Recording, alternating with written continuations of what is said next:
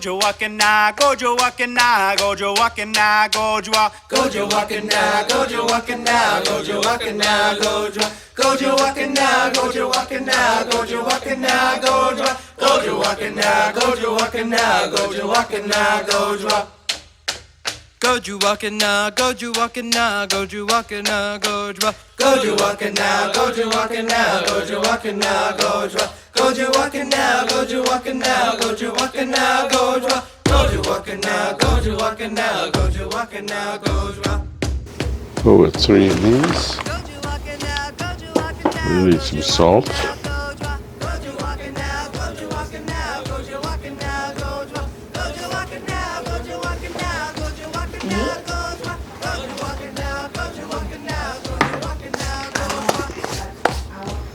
Baking powder.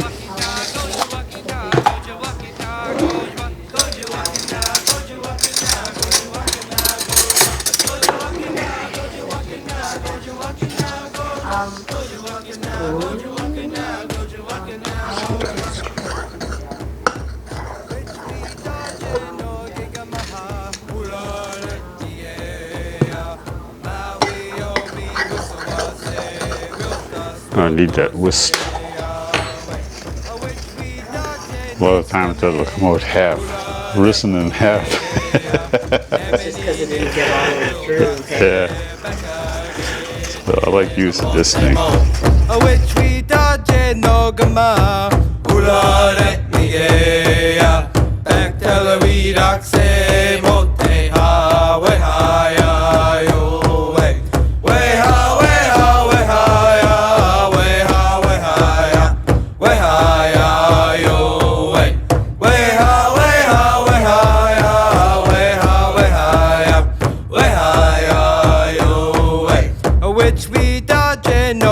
Maha ulare niea Maui omi wisawase wilta swoto se awe which we dodge in this gamage ulare niea Nemeni nista wildaxe beka gage motemo which we dodge in no gama ulare niea back tell we daxe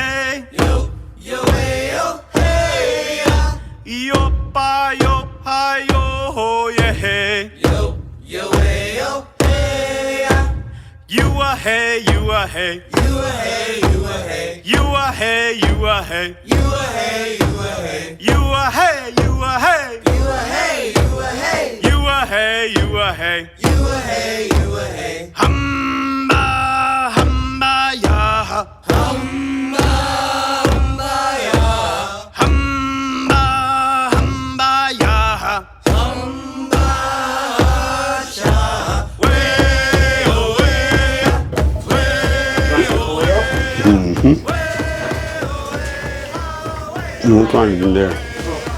Behind. Down, down, down. Up, up, up, up. Middle, middle, middle, middle. We're very complex people. This one? Yeah, that'll do.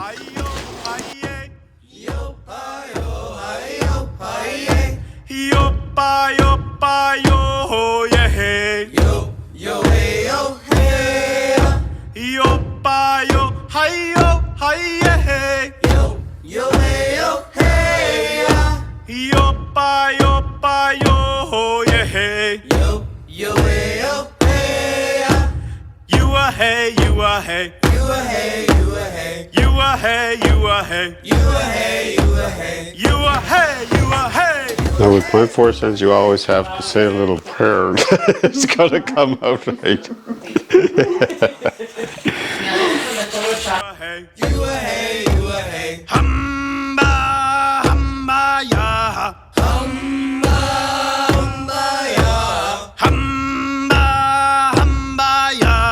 Hamba,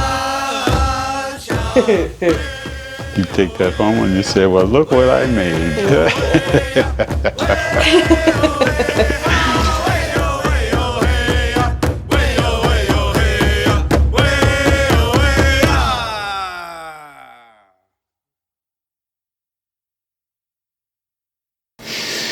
We'll tell a story about the days of old.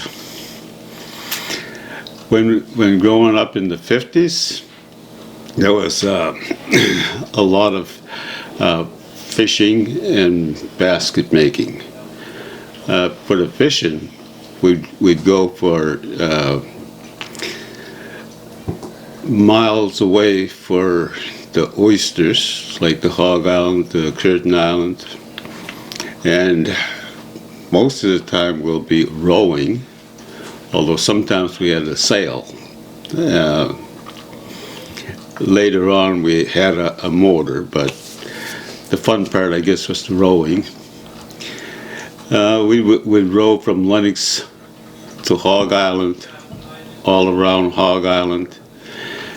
Depending on the tide, we'll either, if the tide was high, we'd go into the canal, and if it was a low tide, then we'd go around to all around the island and come in from the back end. After fishing over there, we'd row from there all around Lennox Island to where we sold the oysters at Frank Hardy's. Now it's Leslie's. And from there we'd row all the rest of the way around to the island to where we left the boat. So we'd circle around Lennox and we'd circle around Hog Island, and at times around Bird Island in a day. So that was our normal workout, me and Peter mostly. And then with the basket making, it was a constant trek into the woods where we would be looking for maple. We could start that early in the morning, and late afternoon we'd still be out there walking through the woods and trying to pick out the right kind of maple. Not every day we'd get what we were looking for. We would get maple, but not what we call the perfect stick. In my lifetime, I probably only got 3 pieces of maple that were perfect. By perfect, I mean the strips would, if you cut a piece of the bark and pulled it down or up, it would go up and down in a straight line without a little turn or nothing. The stick had to be completely smooth for it to open the way we wanted to. If there was a limb which goes right to the heart of the tree, the center of the tree, that would ruin that side of the tree. So a perfect tree would have no limbs on it and would strip right down to the end, and when you split it, it would make a smucking sound. So that when that happened, you would be able to take the tree and split it in as many directions as you want, as long as you got an inch width for the strip, or 3/4 of an inch. And then it would strip right down. You could split it till the strips are as thin as you want, or as thick as you want, rather. It was an amazing find when you found one, and people would talk about it for years. I remember the day my father got one. This was way back when, and I think I wasn't with him that time, but Cecil was with him. And the story's still going on about that time because it was a 7-foot tree that was perfect. So they made all kinds of strips out of that, piles and piles of strips. And my mother was so happy because now she was going to make some hampers, clothes hampers. But that night, when everybody went to bed, and Dad was up by himself, getting bored actually, he took all the strips and he cut them in small pieces to make his small baskets. And that's why the story is being told all over about the time when Mom woke up in the morning and near killed him. Yeah. And so when people found that perfect stick, like, you know, there'd be stories going on for that about that for years and years, you know. It was such a rare find, I think. It was a lot of baskets made on Lennox Island, and when Dad sold the baskets, he would bring them up he would sell them like in a batch of 100 baskets, which would bring in $25 because they went for 25 cents a piece back then. It was a time when 25 cents was a fair amount of money. You could buy several things with 25 cents. And if you had $1, then you can almost go grocery shopping with it because you were sure to get your flour and your yeast and your salt and pepper and a whole bunch of stuff with $1. So if you had $25, well, that was a good pay, real good pay, you know. And it would take a while to get that because the wood was hard to find. A lot of times some of the guys would get together and they would go to Maine and get their black ash from Maine. The ash that was on Lennox Island was called white ash, and it was hard to work with. It was hard to pound, and it came out in thick strips, and the strips had to be split. By splitting the strips, you'd get 2 out of the one thick one, and sometimes 3. And that's why it was such a hard thing to pound it, because there was, in the black ash, all the strips were just about the right size for basket making. And in between the strips there was a thin layer of, I don't know what they'd call it, sort of like a hard powder of some sort. Because when you hit the wood, what would it do? It would smash that powder up, and the strips will come apart real easy. Eh? The white ash was good for making rib baskets. Was also good for hoops, handles. But nowadays I'm hearing that there's different types of wood being used for that. White birch, oak. And I tried a piece of birch the other day. Didn't work out very good to me because it stuck together and I couldn't split it. Me and James David were trying to split it, where we hammered at the sucker for half an hour before we got it in 2. But it wasn't gonna work for me because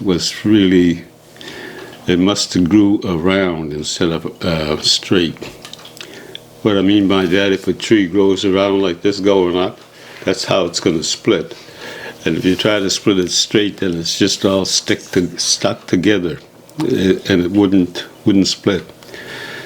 But that was my experience in the days of old, with a lot of fishing, I think some of the best times in my life was on the boat with my father when he fished eels, because we had this old time boat in the back there. It was kind of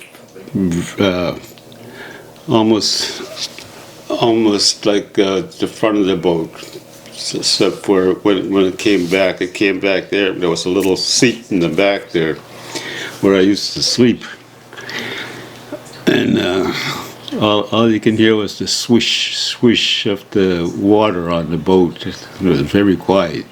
The only noise you'd get when an eel was thrown into the boat, and the eel would be flapping all over the place. And yeah. But I remember good times too over at Hog Island, there where we had our dinners. And it was a time when the potatoes were just about being harvested, and we'd go out in the fields and we'd get a bunch of potatoes to take with us to Hog Island. Over there we'd have eels and boiled potatoes, tea, and sometimes bread in the sand, which was probably about the best meal I ever tasted. And I probably ate in just about every restaurant in a lot of the big cities, and I still haven't had a meal that was as tasty as that, you know. It was really like the good times, I guess, yeah. For a guy that was half starving. But anyways, that's my story for the fishing and harvesting of the maple. Thank you very much. Yeah.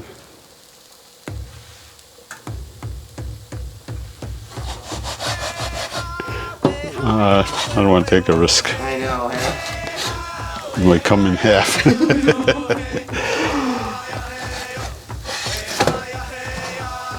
There. Now that is where it should be. Notice.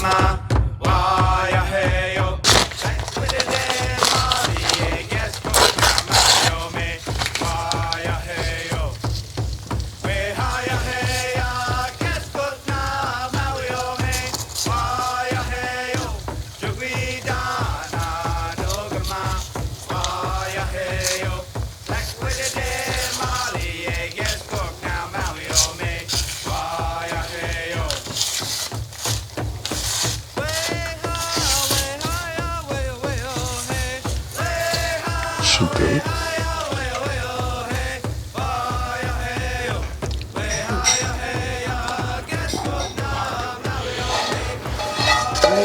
Hot, hot, hot, hot, hot, hot.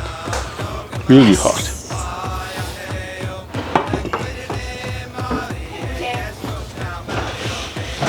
Want some of this? Huh? Huh?